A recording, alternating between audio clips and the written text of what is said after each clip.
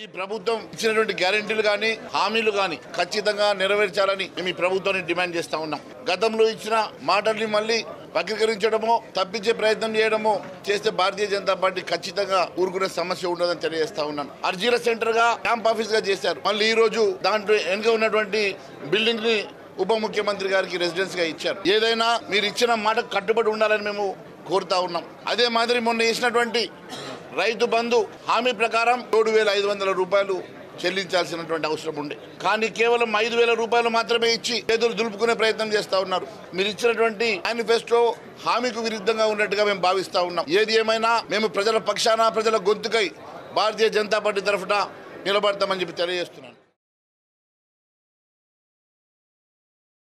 ఈ ప్రభుత్వం ఇచ్చినటువంటి గ్యారెంటీలు కానీ హామీలు కానీ ఖచ్చితంగా నెరవేర్చాలని మేము ఈ ప్రభుత్వాన్ని డిమాండ్ చేస్తా ఉన్నాం.